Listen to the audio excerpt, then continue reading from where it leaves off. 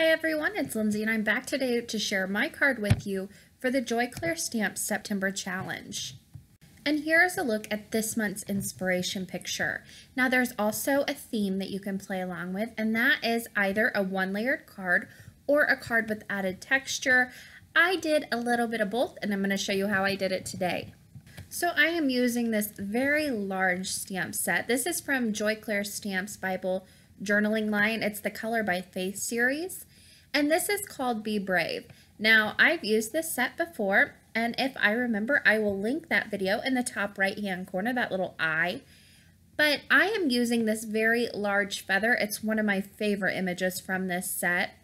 Now I'm going to be using it to do some masking today, and I've already used it before, so I do have that mask already cut out. And like I've said before, I save my masks and I use them until I can't stick them down anymore.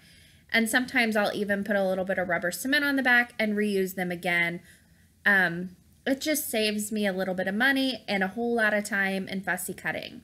So the first thing I'm doing is I am stamping on a piece of 4" by 5¼ watercolor cardstock. I am using a waterproof ink. This is a Simon Says Stamp dye ink. I bought this ink before I checked if there was a refill, and I cannot find a refill for it. So make sure that you always check your black ink pads for refills. You don't necessarily need refills for all of your colored inks unless you do a lot of that kind of stamping. But for my black ink pads, I need to check to see if there are refills for them because I do use them often. So I stamped 4 of those feathers on the right hand side of the cardstock, and now I'm going to mask them off and do some stamping around them.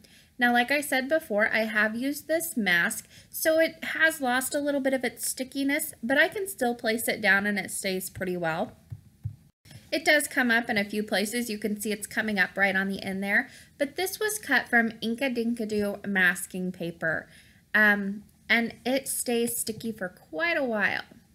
So now I'm moving on and I'm stamping over this first one that I stamped. Then I can remove that mask and I'll move it over to the next one that I'm going to mask, which is the top one, and then I can stamp over it. So masking is a technique that I use a lot. I love to create scenes, and whenever I do a blog post, I post it in a lot of Facebook groups.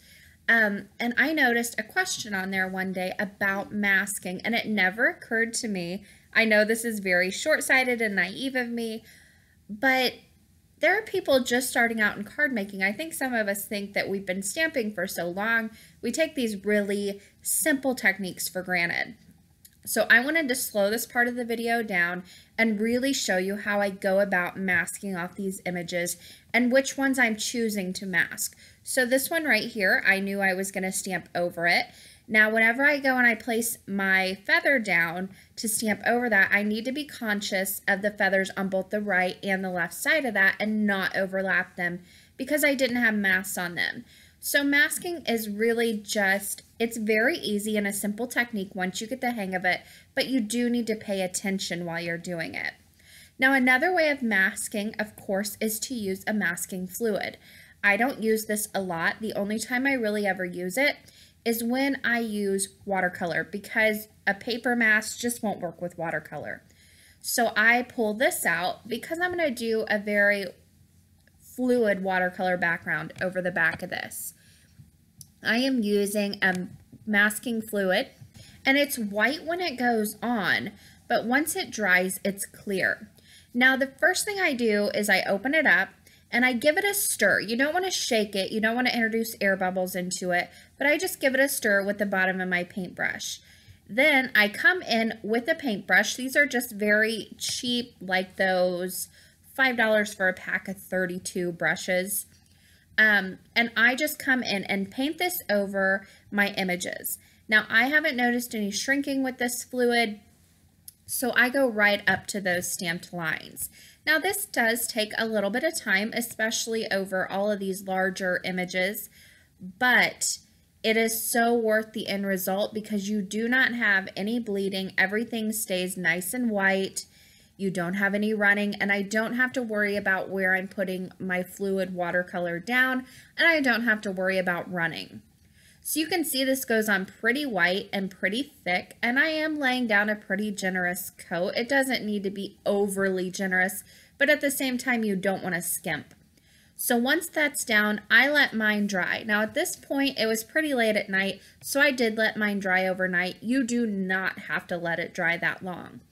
Now I got a little bit of fluid where I didn't want it, so I just used my adhesive eraser and pulled that up, and then I set this aside to dry like I said overnight. Now I came back the next day. It was nice and clear. You can see it's a little yellow, so you know it's on there and it's shiny, but that is dry. It looks clear. You can see through it. You're good to go. So the first thing I'm going to do is really wet down that paper, and I'm just using a spray bottle here to spritz down that water, and I'm going to let that soak in for just a minute while I get my color ready. I'm using 3 different colors of Distress ink.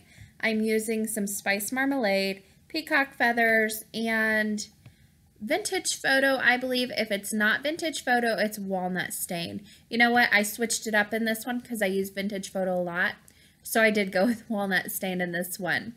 Now, the first thing I'm going to do is lay down my first layer of color. So I'm starting off with Peacock Feathers on the right-hand side, then I'm just coming in and dotting in that Spice Marmalade. Now where it meets, it's going to turn a little green, and that's okay. It's just blending out in the water. Finally, I'm going to come in and I'm going to dot that Walnut Stain right along the edge of that Spice Marmalade, and then just feather it out a little bit towards the left-hand side, but not too much. I want the left-hand side to be white. Now you can wait for this to dry on its own. I get impatient, so I use my heat gun. Plus I have a limited amount of crafting time, so I've got to move things along. So now I'm coming in with just one color, and in between these colors, I'm going to dry. So I started off with my Peacock Feathers, dried it all with my heat gun. Now I'm coming in with that second layer of Spice Marmalade. I'm going to overlap these a little bit, but I really want to keep those nice harsh lines. It gives it more texture in the long run. Finally, I'm going to come back in with a little bit more of that Walnut Stain and dot some of this. Now you can see that edge is getting a little bit too harsh for me. So I did come in with a little bit of water and just lightly fan that out a little bit.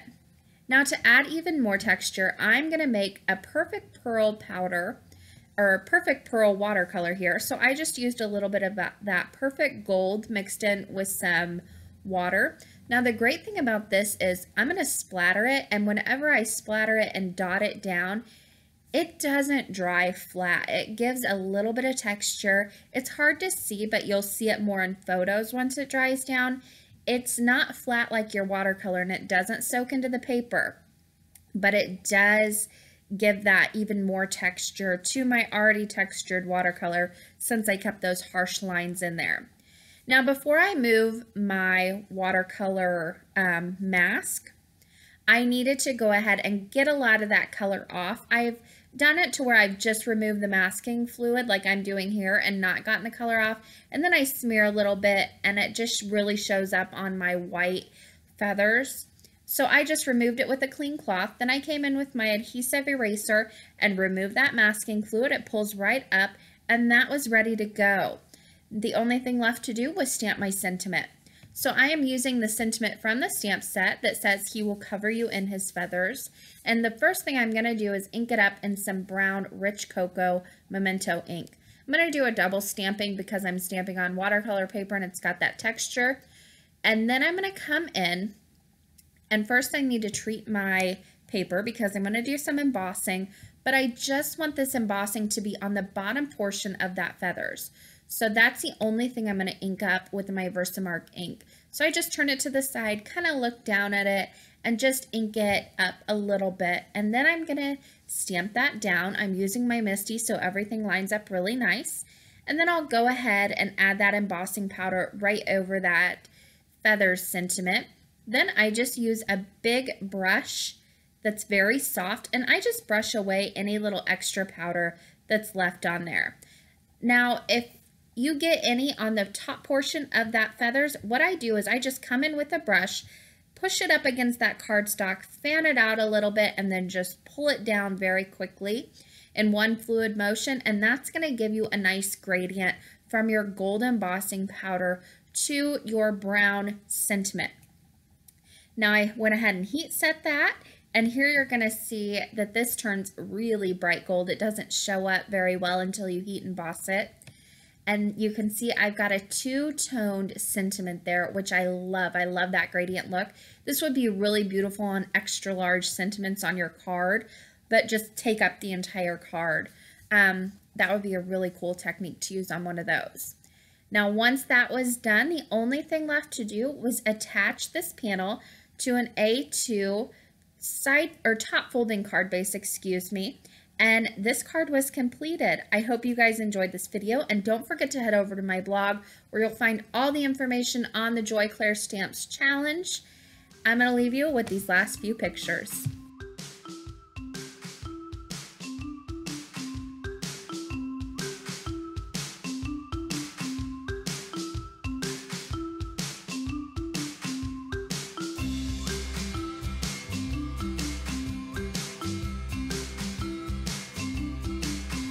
On the left side of your screen, you'll see a few links you can click on. The top will take you to another video you might enjoy watching. The bottom left will take you to my blog, where you'll find the supplies and also the information for the challenge. And the bottom right will subscribe you to my channel if you aren't already. Thank you guys for watching today, and happy crafting.